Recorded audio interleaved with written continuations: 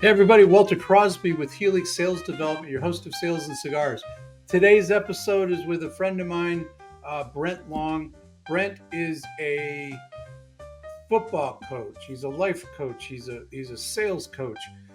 He's he owns a retreat. He drops so many nuggets today, folks. If you're a CEO, if you're sitting in a sales seat in any capacity, go get a notebook and pay attention. He talks about the 3 E's of what a sales leader, what a CEO needs to do to change their culture. We talk about what's necessary to create that performance mindset, that performance outcomes for our sales team.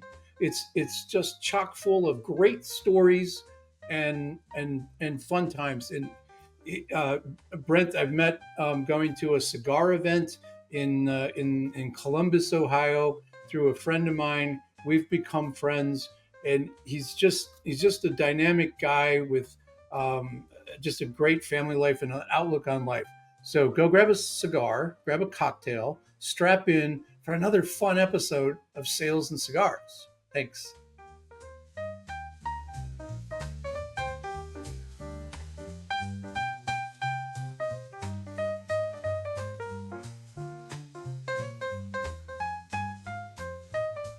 So, Brent, welcome to the podcast. I appreciate you taking some time out of your busy schedule. Delighted to be here. Absolutely. Thanks, Walter, for the invite. Yeah, it's we met. I don't know. We met at the as Ed calls it, the Sales and Cigars event. He accuses me of stealing his name, and I accuse him of stealing the name for the podcast. But I think I've been doing this longer. I know you're a cigar guy, and Yes. we'll get to that. But I'd like to start off a little differently than I normally do.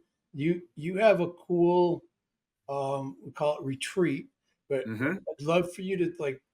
I think that kind of sets up how you think, and I think it talks a little bit about what your philosophy is. So, can you share a little bit about the retreat, what it's for, who you want to show up there, and why? Oh, yeah, sure. Thanks for asking. Yeah, as you know, I've been a coach of some sort since 1985. I coached football for a couple years, had a couple back surgeries. I spent a little bit of time at a Division I football program, doing some working as a manager, working with some coaches there. I spent about 15 years after that coaching football off and on. One of the things that I learned with all levels of high performing people is that they have a coach who helps them call a strategic timeout. And that strategic timeout is geared to refocus them, let them take a couple deep breaths, share a little bit about what they're seeing going on the field, and make the adjustments to put them back in the game so they can continue and sustain that high performance. And so we have a property, 32-acre property called Longhaven Retreat outside of Lancaster, Ohio, southeast of Columbus, Ohio. And that's what it's for. It's to bring people out of the busyness of high performance, give them a productive rest. I don't believe in rest, meaning just sitting on the couch. I mean, let's work at resting so that we can get better at taking a deep breath, refocusing our energies, and going back out and serving people at a very, very high level. And that's what the whole property is built around that.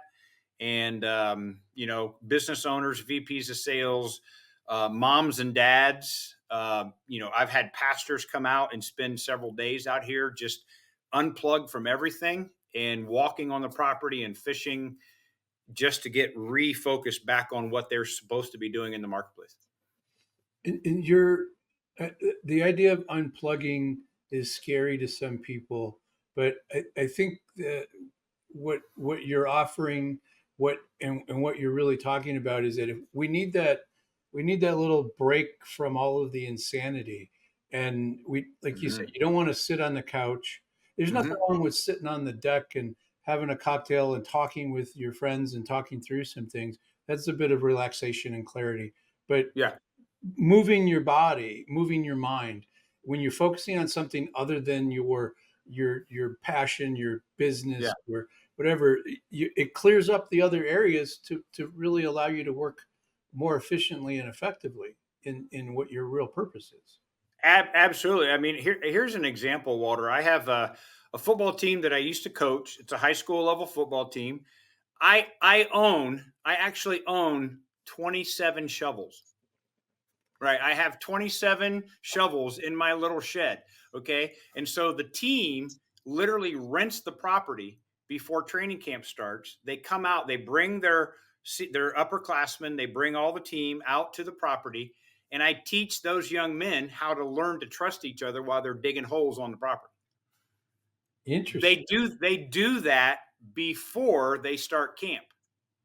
Now, I'm not saying it's what I'm doing. I'm saying it's what they're doing to put forth the effort to learn how to work with a brother, trust a brother, put forth effort with a brother, and then get ready to go trust that brother in the trenches as they play an entire season of football, of which the last 2 years they have won their league championship. So the shovels So help. the shovels help. Absolutely right. The shovels help a lot. My dad used to say, if you can shovel manure, you can provide for your family because both livestock and people create a lot of it. Yeah, this is true. This Um, is true. um, and it may not be the most pleasant job, but it does Hey, get you through yeah, it. But I mean, right. and I think there's athletics and sales is often connected, Mm, and I'd like your take on this because there are a lot of parallels. mm-hmm, Um, but you talk about football, you mm-hmm, talk about any team sport. mm-hmm. The when you get to a certain level of a of an athletic team, you know, it's even the little kids, the peewees, all the way up to professionals who are making millions of dollars. Mm-hmm. The big difference between those folks and salespeople who are making millions of dollars, or ones that are just peewees starting out, is that those athletes expect to be coached, Mm-hmm. and Mm-hmm. it is rare when you find a salesperson who is open to it, let alone expects it and demands to be like, I need you to help me get better. Yeah, Is right. am I all wet on that? Is that something you noticed or? Oh no, you are speaking my love language, really, because the last 30 years, again, I was a coach. I was an athletic coach. One thing that I learned as an athletic coach is everybody's good while they're reading a book about playing the sport that they want to play. But until they are willing to practice and willing to have somebody help them improve performance, meaning they have to have some kind of behavior that is coachable, right? Then they don't make improvement. They may know a lot about stuff, but my coach used to say, until you put the pad, everybody's good until you put the pads on. Everybody knows how to score a touchdown. Everybody knows how to make a sales call. Everybody knows how to make a sale. But do you have the practiced, coached up behaviors that actually walk you through the game plan before you show up and throw up? And unfortunately, the marketplace is still prevalently encouraging people to just show up, and they don't have to work. They don't have to work hard at it. They don't have to practice. And And people like you and me, we want to change that. well, I mean, the goal. I mean, my brand, your brand, what we represent. We're Mm-hmm. trying to elevate the sales profession Right. and fill those gaps that we know exist because we went through those. I wasn't the elite athlete. I wasn't the elite athletic coach that you were, and you experienced some great coaching as you were growing. Mm-hmm.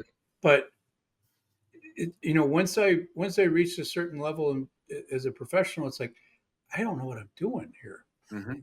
Um, it's. I mean, I can get to a certain point, but if I wanted to Mm-hmm. elevate, I needed to keep going and getting practice. And there were Yeah. times where I was paying for things out of my pocket, and I still have coaches Yeah. this day that I pay to help me get better. Uh, Mm-hmm. and but as that average salesperson, they look to their sales manager for help, and that sales manager takes over, right? Instead of trying to make the hero, they become the hero, Mm-hmm. and that doesn't teach that salesperson anything.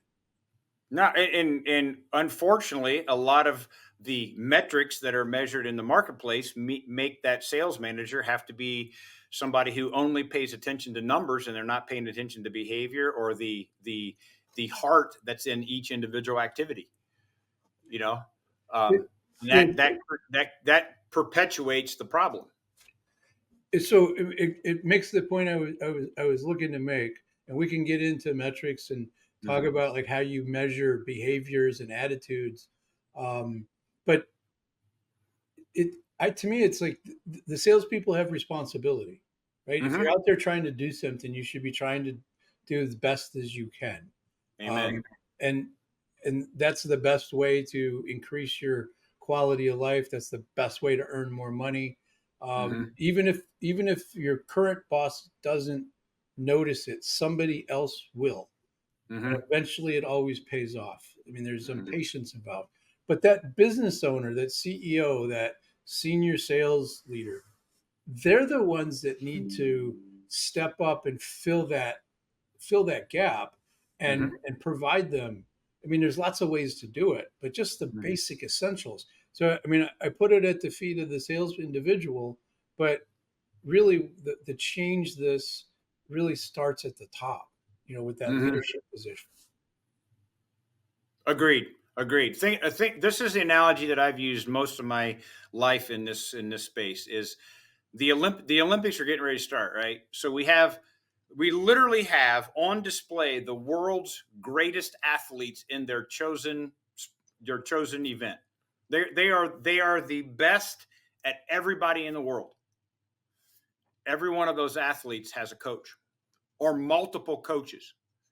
Some of them have a coach just to keep their head in the game. Some of them have a coach to keep their fundamental behaviors and mechanics in the game. Some of them have a coach to keep their diet the way it needs to be. They all have at least one coach. Most of them have access to multiple coaches.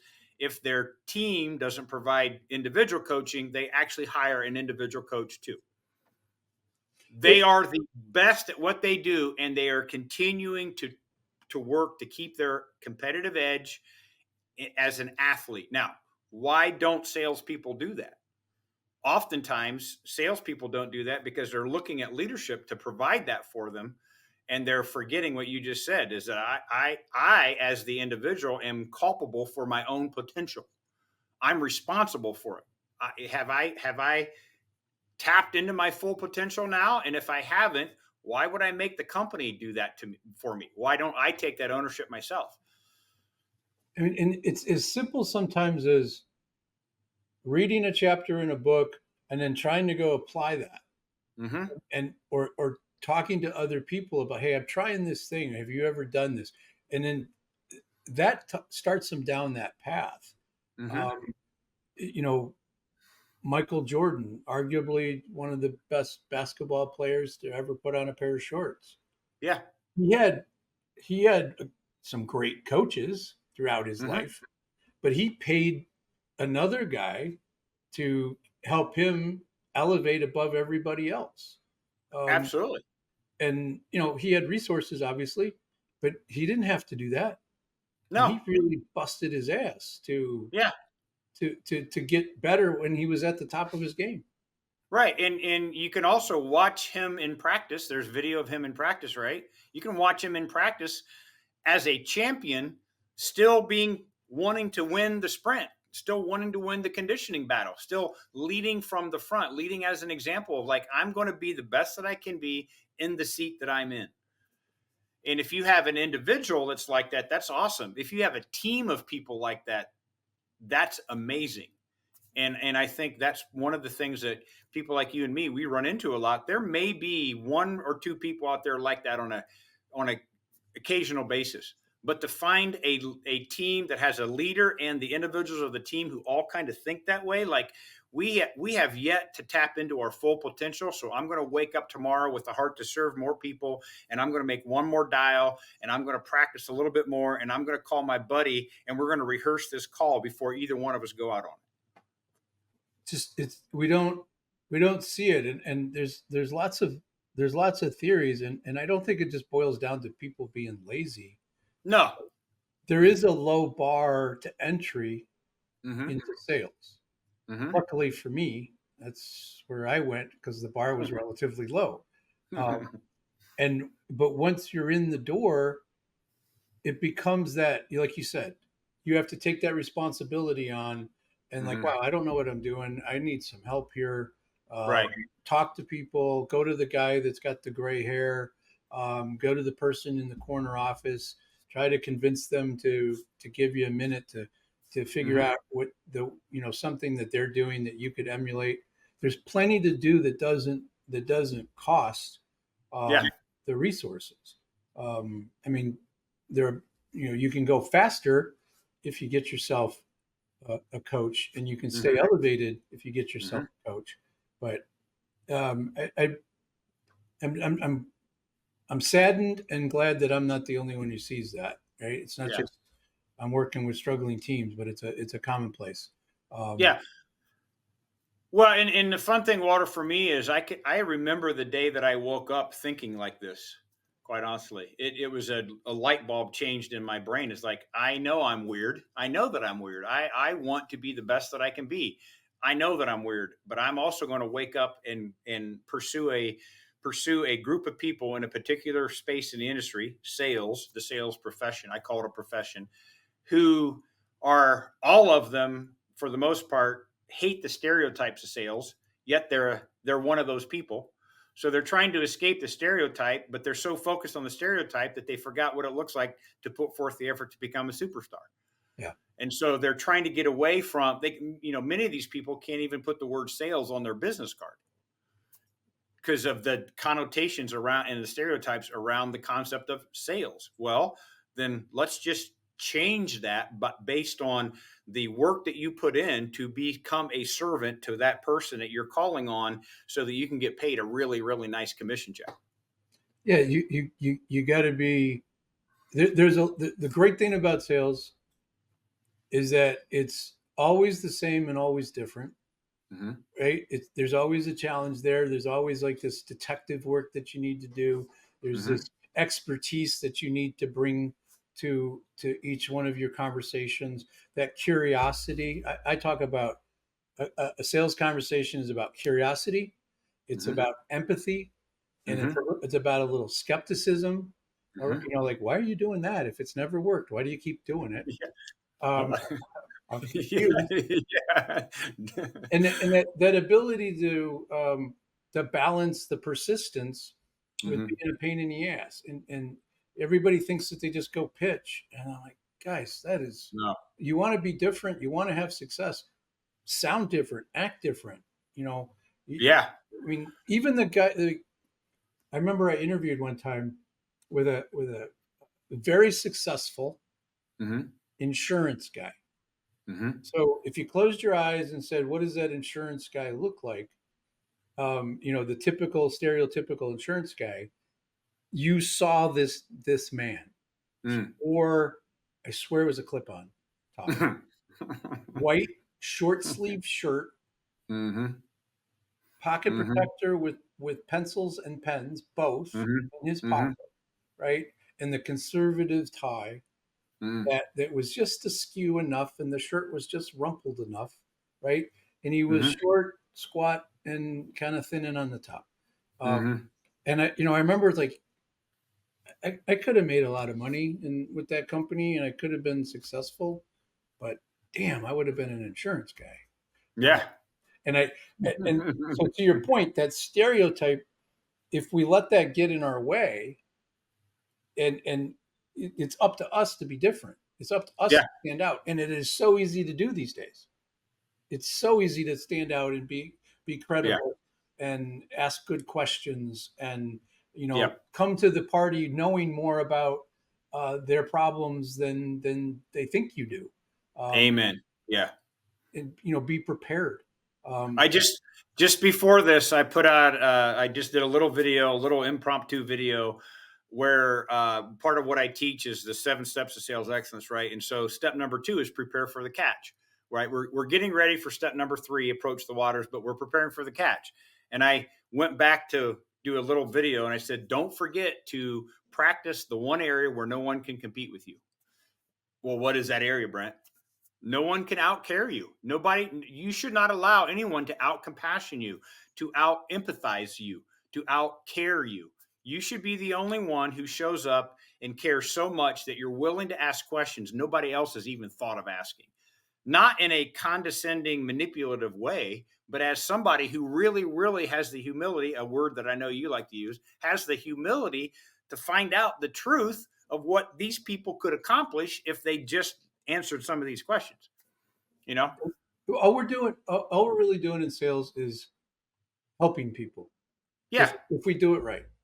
And correct. and if you believe in your product Hmm. and you believe in the service, Hmm. then it seems to me one would be obligated to go help as many people as possible. There you go. And Which is why we need rest, because that might wear us out, but we can't just rest on the couch, right? you need a If you think shovel. about it, You need a shovel. yeah, you need a shovel. We're gonna have to talk about that next time we have a cigar together about I love it. how Yeah. that shovel works. So Yeah. I want to switch gears a little bit, Hmm. and I'm sure you've got some philosophy or some models that you follow, but Hmm. you go into a new opportunity, and Hmm. one of the issues that we need to address is sales culture. Okay, Hmm. and I think Hmm. sales culture is a subset of the company culture, right? Hmm. I want my salespeople to be competitive. I want Hmm. I want that sales room when there's a meeting going on. I want it to be loud, and I want Hmm. it to be sort of like that Italian family's dinner, right? Hmm. Hmm. Everybody's picking on each other, Hmm. but nobody else outside the family can pick on each other, right? That's right. Yes. Hmm. So we're gonna ride each other. We're gonna be competitive. We're looking for the crown. We're looking for the top seat, and Hmm. but we're gonna celebrate each other's wins. Hmm. That's to me is like a great sales culture where there's Mm. camaraderie, and that you're in the trenches in the battles and you're helping each other out and you expect everybody else to carry their weight. Yep. When that guard pulls, everybody else has to do their job. That Yep. that running back is looking for that spot. So Yep. I don't know as much about football as you, but I know that's important. That's So good. You did. That's really good. That's good. You could be a coach so yet. yeah, I know. Um, but so if that's the mission, like where do you start? Like if there's a CEO out there right now that's like, yeah, my Mhm. sales culture is not where I need it to be, and like, where do you start with that? Yeah. So just like you do the same thing with your client base or your prospects, right? You got your A players, you got your B players, you got your C players. Do your A players know the definition of winning that's the same as yours?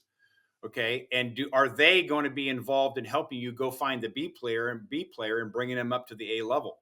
Because here's the idea: in this culture, have has that CEO or that leader communicated in this culture that there will be no at leasters? There will be no at leasters. We don't have a culture of, well, I'm not the best, but at least I don't suck.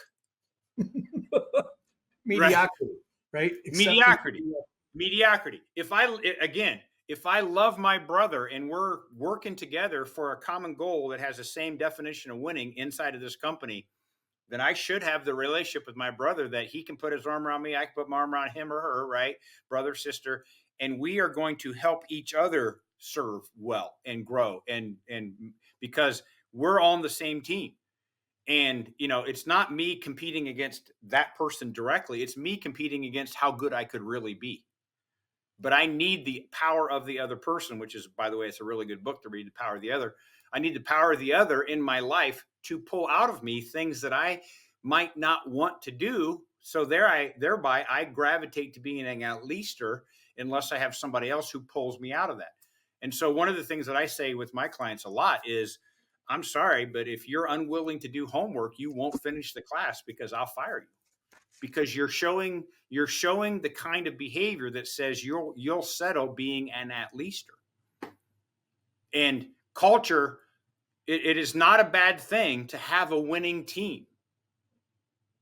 And so the idea from a culture standpoint is, what is the process of using the A players to help the B players become A players, and then that means if we have 10 A players and we have 10 B players, and each one of the A players grabs one and develops one, now we got 20 A players and no middle.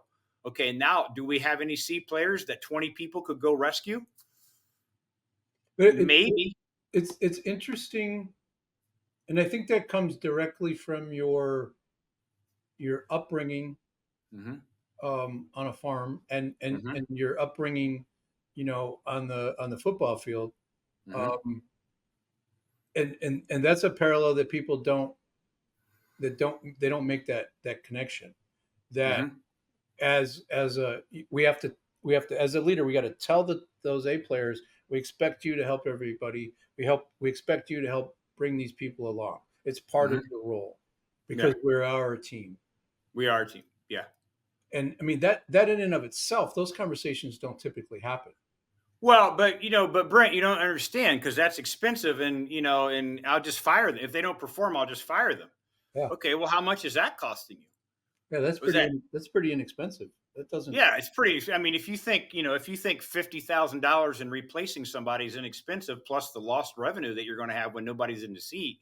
I mean, yeah, I mean, maybe you're just floating in cash, but turnover can be really expensive. Turnover because we're not developing people is even more expensive. Yeah, but it's a but again, what I like to I like to talk to the business owners and CEOs about is like, Hmm. yeah, those guys aren't performing. And yes, Hmm. they need help. And Hmm. yes, they could be doing more. Absolutely. What Hmm. could you be doing? What There you go. could you be doing that you're not doing? Because There at the you end of the day, it's your responsibility of everything that goes on here. go. Hmm. And Yep. that's it doesn't always land well, uh, Right. but it tells me early on, before an engagement, whether somebody has the desire and the commitment to go down that bumpy road and do Hmm. the work, get the Oh, shovel. it's really really good. Yeah, I one of the things I talk a lot about with CEOs is what I call the three E's of leadership. The three E's, right? You set the expectations so that you can influence the environment, so that you can encourage the people who want to follow those two things. Right? So expectations. This is where we're going. This is what we're going to do. This is how we're going to do it. Core values, mission, vision, purpose, all that junk, right? Okay. Now we have that. So now you're responsible for managing the environment. Oh, you see somebody who doesn't want to adhere to the expectations and you're just going to let that go? Well, it takes a lot of time and effort to walk down the hall and lovingly confront them. Yeah. So what you're saying is that the thoroughbreds on your team are expendable because they don't want to hang around this donkey. But they don't get that. They I, really don't get that thoroughbred donkey thing, right? Correct.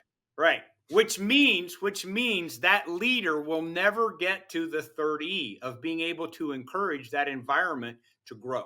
Hmm. They will never be able to get there because they're always fighting fires, and they're fighting fires because they haven't done the first two things. I mean, that's a really, really simple philosophy, a model for. Well, it's because I'm not that smart. I mean, that's really what it's really what it is. You Well, know. we're two sales guys talking, right? Yeah, We're exactly. not raising the IQ of the room when No, we walk in, right? that's right. Exactly right. Um, Yeah. but I mean, but there, I'm serious though. It's simple, and simple is powerful. Hmm. Even though it's simple, I rarely see, like, they don't want to do the work, Mm-mm. and they don't want to delegate the work Mm-mm. to somebody, and it's way more powerful if that consistent message comes from the top Oh than my goodness. an Yeah, outsider. because then you see everybody starting to gravitate in the same direction that the vision leadership of the company want really truly want to go in. I mean, some of the conversations you and I've had, it might come down to what's your favorite color? Well, my favorite color is blue. Well, I'm sorry, you're not going to fit on this team, right? Or my favorite color is red. Well, I'm sorry, we don't allow red in here Yeah. or whatever. Now that's an extreme example, but if that's part of your culture, then you actually have to find the people who want that as a part of their culture and go through the pain and the effort and the work of making sure those people are able to grow to a high level performance in your culture. Don't hire somebody who's going to come along and change your winning culture into a at least your culture. Yeah. That's so true. And finding the right people, I've got a hole, I got to plug it. Like, no, like Mhm. I had that conversation a couple of weeks ago with a client. It's like, Mhm. this space we've been vacant for like 45 days. Mm. Yeah, I get it. But you let this top performer go Mhm. because you didn't encourage them, right? You didn't give them the right expectations. You allowed all these other people on this team to bring down, and he didn't want to associate with the donkey. Yeah. Use your language. So we're not going to do that. We're not going to go get a bunch of, just fill in the blank people here, at least Right. for mediocrity. And if that's what you want, then good luck, because Right. it's not going to work. And people like you and me, we probably would say, and if that's really what you want, then I'm not going to help you with that. I can't help you with that because I'm a coach who wants my teams to win. And if I participate in that, my concern is we're not going to win, which means I'm not going to win, which means we're not going to be winners. I go back to athletics for just a second. Krzyzewski at Duke, right? Yeah. I mean, I went to Michigan, never a Duke guy, like just Hmm. really just respected the hell out of the program, right? Yeah. And the coaching and the kids, but like I wasn't a big fan of Duke. But what he did is he recruited character, and recruited kids that were going to graduate, that were going to be part of a team, and that he could help mold. Um, Hmm. and he had pretty high graduation rates. Hmm. Um, and it he won. He did pretty good. He did Yeah. pretty well with his championships. Sure. And Saban was another guy that had standards, and Correct. it kind of talk about it the way you talk about it, where there's like, here's our standard, folks. This is what we expect, and don't jump on board unless you're willing to reach Hmm. that standard. And once you have that standard, then you get to remind people of that standard, you know, Yes. on a regular basis, right? That might be 27 times, running a drill. Uh, Yep. but that's the standard we're trying to get to. And Correct. everybody on that team has to have that same standard, Right. regardless. And if you Yep. don't, now, that in athletics, I think there's a thing that we don't recognize, because those kids, for the most part, want to be there. Hmm. They want to get better. They want to win. They want that whatever championship trophy Absolutely. platitude. Yeah. Um, and you get to pick those, especially when you're a program like Alabama or Duke or Yeah. State. So, but in sales, it's like, if we don't set that standard as the leader, Hmm. then you're going to get what you get, and you're not going to like it. Yeah. Absolutely. I had a client years ago. They paid me, I don't know what they wanted. They were doing a regional sales meeting. They had an office in Cleveland, Columbus, and Detroit, and they were doing a regional sales meeting, and they wanted somebody to come in to motivate the sales team.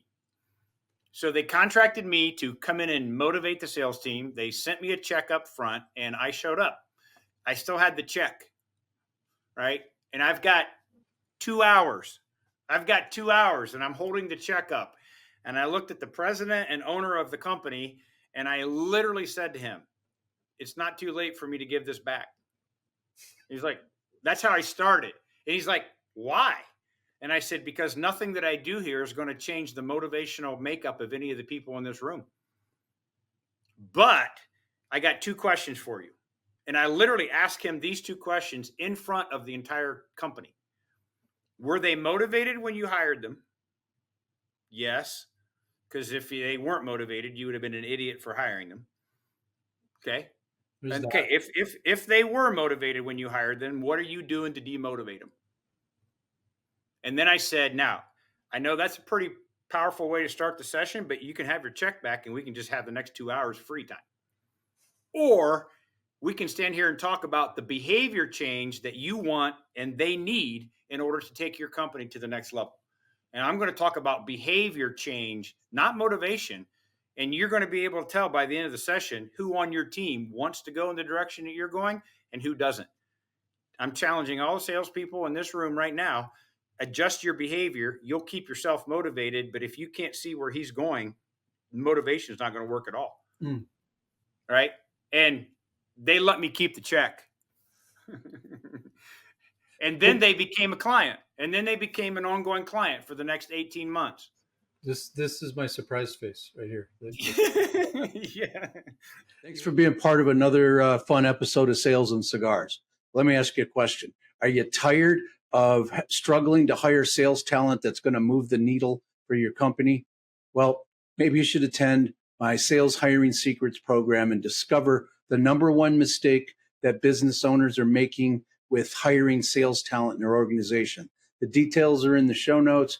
Click on the page. It gives you all the details. It gives you everything you need to know to solve the problem of sales talent on your team. Thanks. You went in there and grabbed their attention because you didn't sound like everybody else. You didn't do what they expected you to do, and you challenged them. Yeah. Right? And if somebody is motivated and you challenge them, like you tell me I can't do something, get out of the way. Get out of the way. I'll step up and figure out a way to do it. There was a sales guy on that team, and this was back in, I don't know, late 90s, early 2000s. There's a sales guy in that team who was he's probably pulling down about 120, 130 straight commission at the time. Well, he and his wife also owned a movie theater, right? They owned a movie theater on the side, and he had a business coming in from the movie theater. And he said, I just don't have time to prospect, and the company won't provide for me at what we would now call an SDR. The company won't provide me a prospector.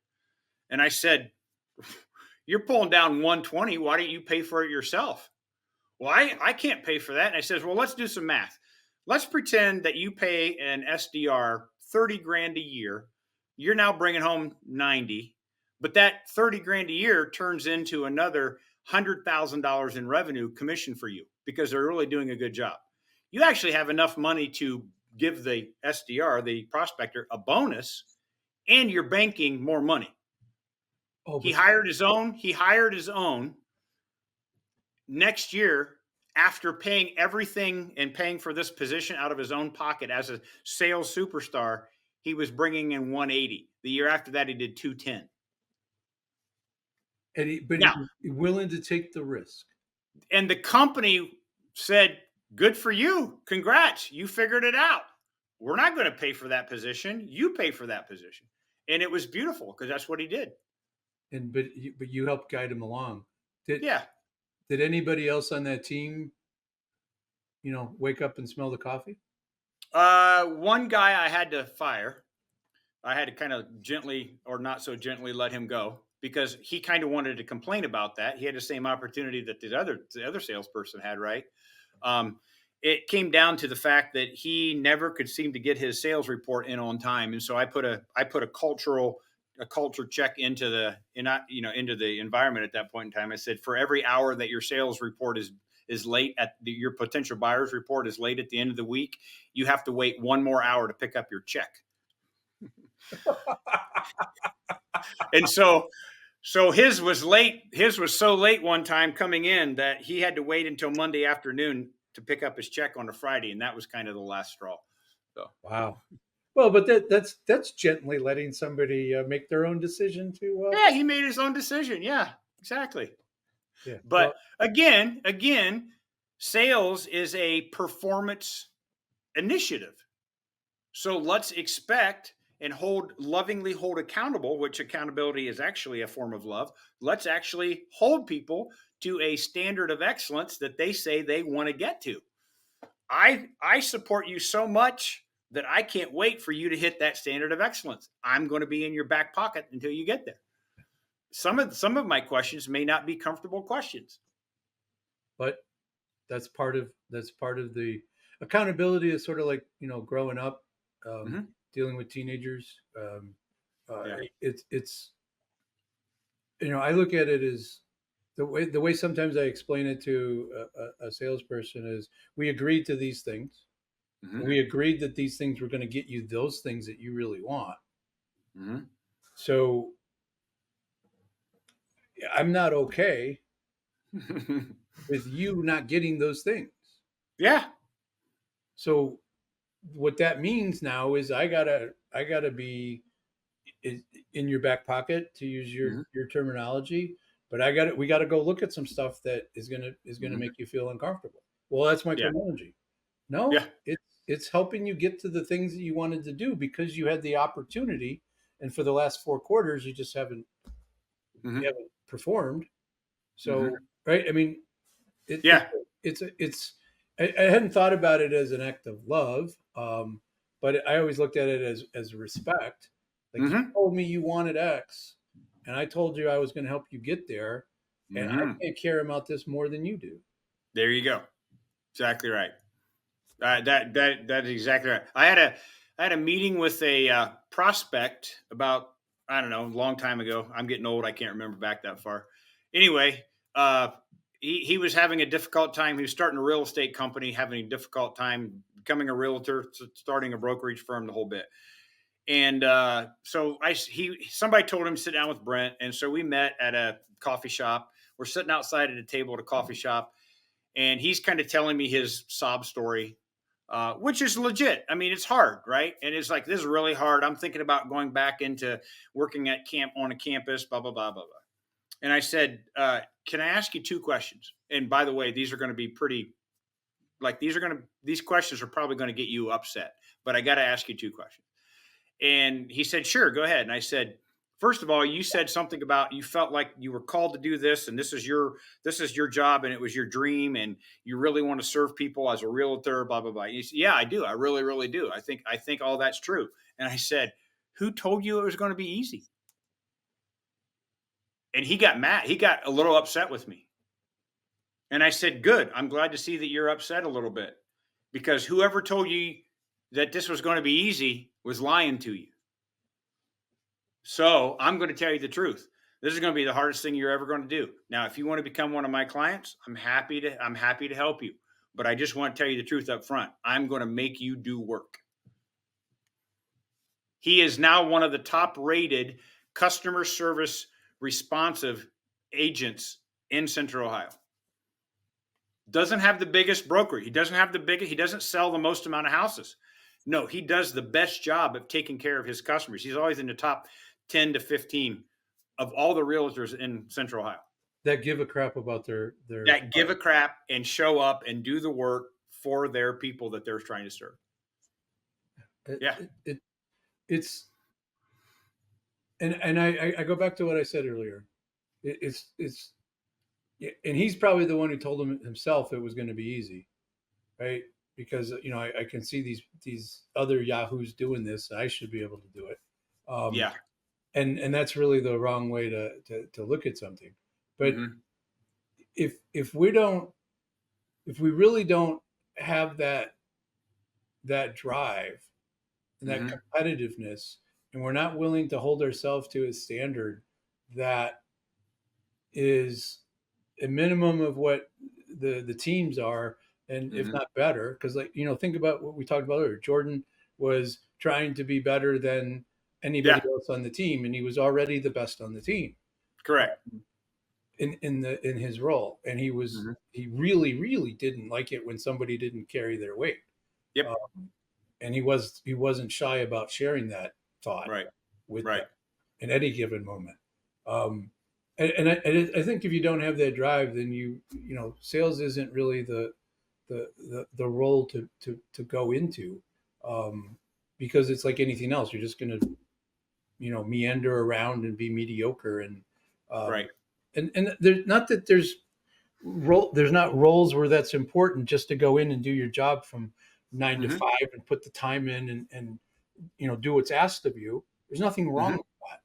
But in No. sales, it's a if you're not trying to get better, you're falling behind, and Hmm. you're not gonna make it. Um, Absolutely. Agree. Totally agree. Lou Holtz never really played a lot of football in his life. He's a really good coach because he understood how to help everybody else get better. Yeah, it's another great coach. Little Yeah. dude, but Little dude, little squirrely, but he would call himself that. yeah, he would, because Yeah. he was Because that's because honest. that he was a little too small and too squirrely and too wiry to play football when he was young. So yeah. But was he a great coach? Oh my gosh, he developed some of the greatest players out there. And that went on to be great players, and some of them went on to be coaches. There you go. That tree, as they say. Yeah. And Um, so if you think about it from a sales leadership perspective, that sales leader better have the drive to help the salespeople become as good as they can be. and if you lose that respect of that team, man, Gone. that yeah, you're going to be so ineffective, and Yeah. just it's not going to work. No. Let me ask one question before we wrap this up. Sure.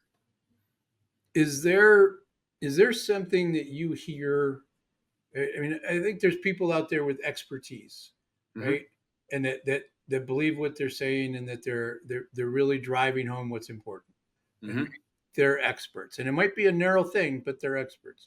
And then we have these self-acclaimed gurus Mm-hmm.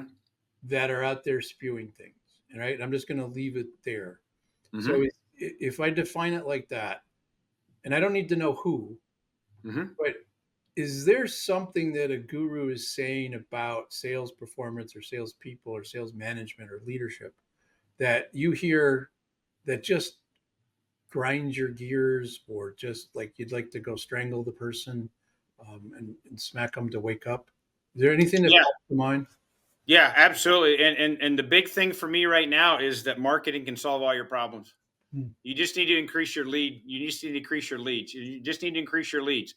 No, you're not a salesperson to the level that you could be, so you're blowing the leads that you already have. Don't increase the leads so you can blow more of the leads. Fix the reason why you're not converting anybody now, and then you can increase the leads. Yes. But I don't know who sold this methodology, but 17 times a week, I get the same exact message from 17 different people that said, we can 100 times your coaching business. All you got to do is buy our marketing methodology that's going to increase your leads. I don't need more leads. I don't need more leads. 98% of my business comes from direct word of mouth. Yeah. All right. Which means I can't afford to blow the leads that I get.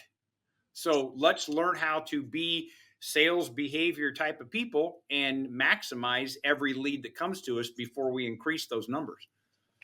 I mean, that's a great one. I had, was it Monday? Might have been Friday. Somebody called me, like, somebody had done work with in the past, and like, we need more leads.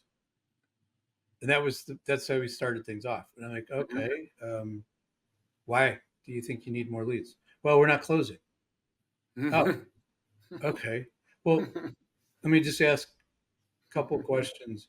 How many leads are you generating? Yeah. And they were generating, for a team of about 5 people, they were generating about 100 quote unquote leads a Mm. week.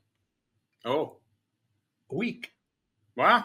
And I'm like, okay, if you had 150, how is that going to help you close more leads? I mean, we could talk about them being good or bad, but the issue, because they were closing, he said we're only closing about 1% of those. Mm-hmm. And when you pull back the covers, nobody was calling these leads. Mm-hmm. The salespeople were busy being busy, and they Yep. were ignoring the leads that were coming. People legitimately, not all of them, but Yeah. legitimately, there was an opportunity to have a reason to call them, and it's an Mm-hmm. easy call. Mm-hmm. It's not cold. It's kind of tepid. Yeah. Um, but they weren't doing that. And I'm like, Yeah. well, there's the problem there, boss. Like, you still don't have the accountability that we put into place. You let it all go to crap again. Yeah. So but can you come in and teach us how to close? Yeah, sure. But why do you think you need closing? And their problem was they weren't qualifying their pipeline, right? There you go. It's always the thing Mm-hmm. over here, but they want to focus on this thing over here. And Right. a lot of it comes from those gurus that are saying things that are just innocuous. I can tell you how many emails I get from people that were like, we can set appointments for you. Yeah. So, and it's an email. Mm-hmm. And every once in a while, when I'm just in the mood, I'll Mm-hmm. be like, how do you do that? And they're like, well, we get on the phone and we call targeted prospect, blah, blah, blah, blah, blah. Just like you did with me. Yeah. Right. Good. Good. And by the way, your phone number is in your email signature. So if they were paying attention, right, they could pick up the phone and call you. My phone number is everywhere. Right? But they don't pick up the phone and call you. No. The lady on Instagram the other day was like the only thing that works is LinkedIn, and that's where you should be marketing, and that's where you should be advertising. Okay. And she's on Instagram marketing and advertising. It's Yeah, like it's great. Yeah. great Well, credibility. you know what I say, right? If everybody's an expert, then we have none.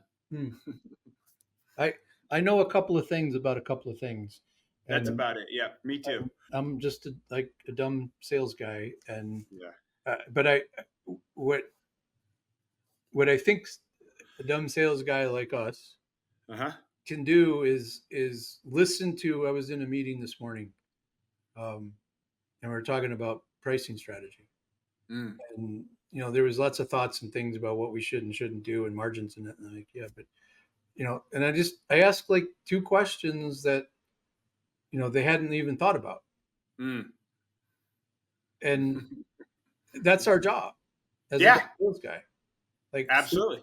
think different. Mm-hmm. If this is what you've been doing and it's not working, by all means keep doing that. That'll get you what Yeah. you just do more of it. It'll work. Just do more. Just keep adding more on. I'm sure you won't run out of time anytime soon. Yeah, So exactly. yeah.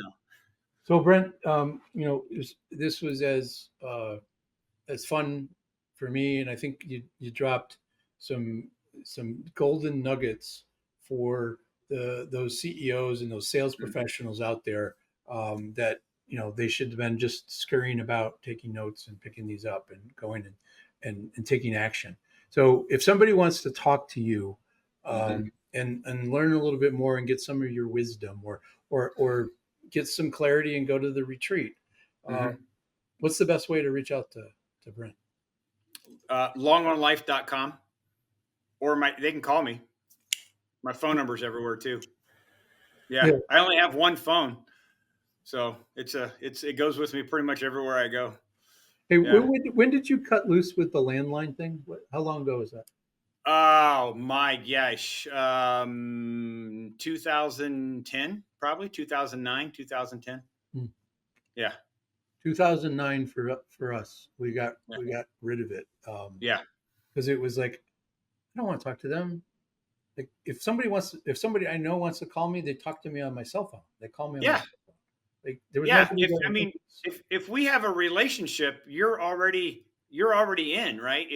If you're trying to work into a relationship, then there's methodology with which to do that. But I'm still a coach. I'm probably going to evaluate your sales call on me. It's like sitting up in the press box, right, and watching everything happen on the field, right? And I said, "Oops, that was a mistake." He may not even be on my team. I can't watch football without becoming a coach. So you can't help it sometimes, though, right? It's can't help it. You have a contractor come to the house, and he was trying to sell me like, "Hey, look, this is what I want," Yeah. and without asking me why, without telling me that I was wrong, Mm-hmm. or like, have you thought about this? He just went into his normal spiel. Yeah. And I listened for like a couple of minutes to see if he was going to break off, right? Because he couldn't read body language either. And I'm like, dude, you're not very good at this. Yeah. How long have you been doing it? 10 years. And you have success? I told you what I wanted. Mm-hmm. You didn't tell me that if it was right or wrong. You didn't I just said, this is what I need. And you went into your normal spiel. Mm-hmm. I'm already a buyer. Mm-hmm. I don't want to have 3 conversations, but now I have to Now I have to. Yeah. because you just haven't given me created any credibility. Hey, I know we're pressed for time, but so my kids and I, when my kids were young, I got a lot of kids, right? Mm. So when my kids and they were young, we were out working in the yard. The neighbor boy was an only child. He was in our yard with us. We were raking leaves, right? Is after a storm came through, we lost part of a limb on a tree. Some dude in a pickup truck stops in our little suburb.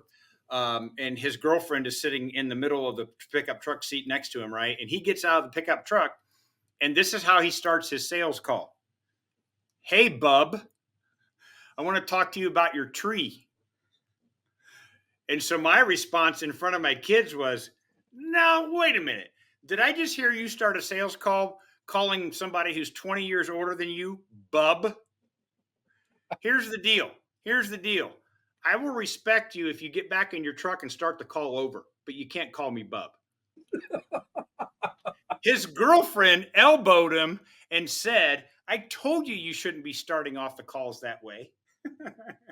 And my kids witnessed the whole thing. It was great. So, credit to him. He got back in his truck, got back out, and started the sales call. And then I said, are you going to tell me my tree's ugly? That tree's been through a lot. It got struck by lightning. That's why it looks the way it does, but we're nurturing it back. Don't tell me my tree's ugly. You'll never make a sale. But my first thing was like, he got out of the truck to go have a conversation. That's big. That's something you can hang your hat on. And I told him, look, you got back in the truck, you started over. That means you're coachable. That means you passed one of the first tests of ever becoming one of my clients. You're coachable. Now, if you want me to help you, if you want to help grow your business, I'll be happy to do that. But you can't start your sales calls off calling people like me bub. I just that thought would never enter my mind. I just remember the first time I met you. It's like that's a professional, and that would be it's insulting It's insulting. Yeah, I don't want my kids growing up knowing that Dad said you can call me bub anytime you want. Yeah, sir. There you go. I don't mean to intrude on this little family activity, but acknowledge what's going on and acknowledge that you're interrupting. Right. Absolutely. Cold calls are an interruption, but sure, acknowledge it and move through it and provide some value quickly to decide if no problem. Yeah. All right. So going to the website, we have all of that in the show notes.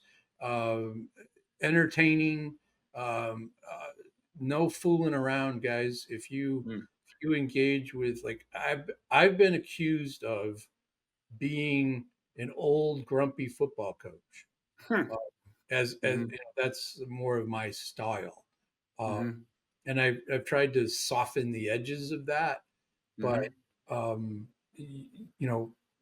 you're gonna do the work, or we're not gonna work. Amen. I'm not an entertainer. You're not an entertainer. We can get paid money to be an entertainer, but that doesn't feel right. Yeah, so I don't want to do that. I don't want to do that, and I don't get paid enough to be an entertainer. I get paid to help companies and individuals grow and improve performance and kind of hit their goals. So that's what you're looking for, CEOs, and and if you're looking for, you'll take on a serious-minded salesperson. Give them some coaching. Absolutely. I got a class that meets every week, and I've got people been in and out of that class for 20 some years. Wow. Yeah, they just keep coming back because I'm helping them continue to get better. Opportunities, folks. Opportunities. Give Brent a call. Dude, thank you. Appreciate it. Absolutely. Thank you. Appreciate it. I'm going to have a cigar tonight in your honor. I have one every day for you. Good. All right. Thanks.